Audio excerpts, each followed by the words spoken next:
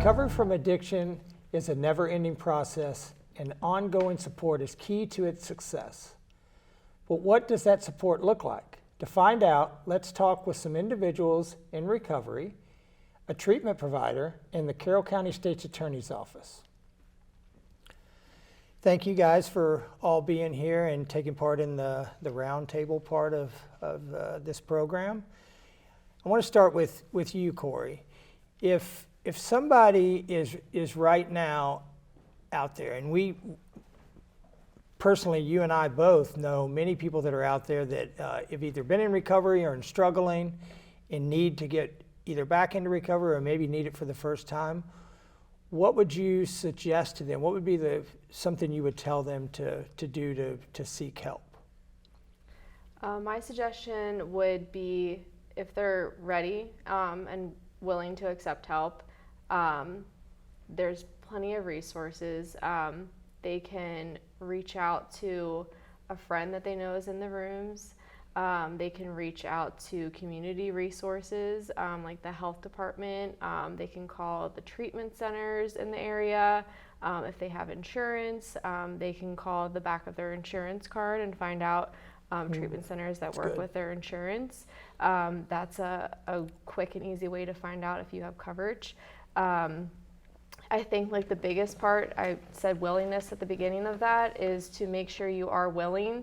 At least for me, when I was finally ready to enter into recovery, I got to a point where I started to just accept all suggestions that were given to me, whether that was treatment, ongoing therapy after treatment, connection to additional like resources and supports. I kind of just took it all in and didn't fight back. And I think that that's like key to this, is really like engaging in anything that's offered to you, because the way that you're doing things is not the way that's working. Yeah. One thing that you talked about was looking at the back of your card and calling and looking for insurance. But if somebody doesn't have insurance, that's kind of where a lot of times you come in, Tammy. One of the things I know that your organization does is help either get people directly in, and a lot of times we'll just pay for the treatment itself. But what would someone do that's out there right now and actually has no resources whatsoever and just is in desperate need to get into treatment? Well, I will have family members call me. I'll find out what kind of insurance, if any, that their family member has. I'll reach out to the treatment centers, reach out to you, and I've developed a lot of relationships with different treatment centers, and a lot of times I can get somebody directly into a bed even that day, which is really a big difference from where it was when I was trying to get my son help. Yeah. And I know Corey was one of the first recipients for Rising Above Addiction, which is really neat to be sitting here with her today and to be able to go to her wedding and see her raising her beautiful boy. So that's and another cool thing about that connection is Megan from Shoemaker was the treatment center that Rising Above was able to sponsor a bed and get her in there.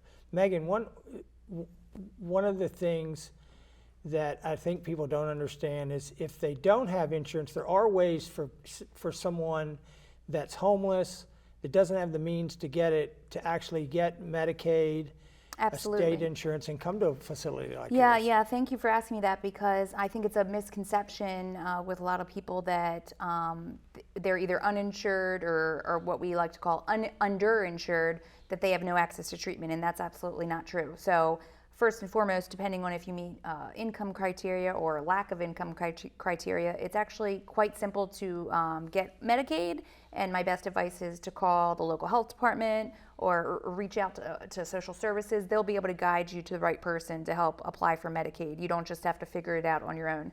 The other important thing to know is, especially for our younger folks out there that might still be on their parents' commercial insurance, and they have a large deductible, we have something called the uninsured span that's through the state of Maryland. So say someone needs treatment, they either don't have insurance, they haven't been set up with Medicaid yet, or they have a large deductible, they can get into treatment through the uninsured span. That's good to so know. that's very good to know. The other really great thing our county has to offer is the triage beds, like I spoke about, and you do not need insurance to get into those beds. They are a county-funded program.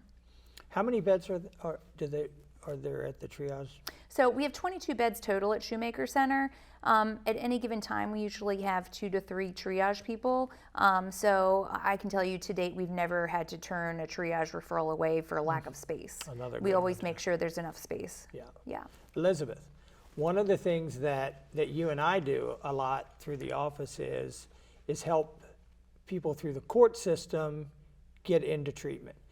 If someone is watching, a family member or maybe even the individual, that maybe they have a warrant and they're out right now, is there ways, if they were to turn themselves in, to be able to come into the system and then navigate their way into treatment? Absolutely. So typically if someone has a warrant, they should reach out to their attorney. If they don't have an attorney, then they should seek one. We always tell people that it is best if you have a defense attorney, a public defender.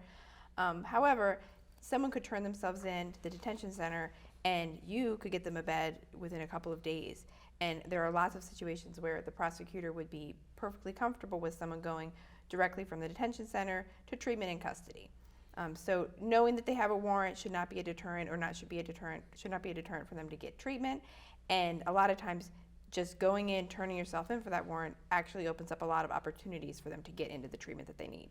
I'd actually like to comment on that because I was listening to you, Corey, talking about how, people have to be ready for treatment, and I totally agree with that. Having said that, it's amazing what, a situation such as a warrant or, an upcoming court date, even if the person's not necessarily ready for treatment right at that moment, but that does open the door for them to have an opportunity, and hopefully while they're engaged in some type of treatment, that they become ready to focus on the recovery. Yeah. And Corey, when you went in to treatment, one of the times that you went into treatment, I think it was the second time you went in, what was that, how did that process work? Did your family reach out to Tammy's organization, and that's how it ended up happening? My family can probably recall these events a lot better than I can. But they reached out to Tammy, and then through a chain of events got me into treatment. But during that period of time, I was also involved in, this was like dating back, so this was, I was also involved in the early intervention program. So to touch on what Megan said, I did have legal consequences, or potential legal consequences, I guess, that was also kind of like motivating me towards treatment. And my parents had reached out, but had also been part of the cause of those legal consequences, which I'm grateful for now.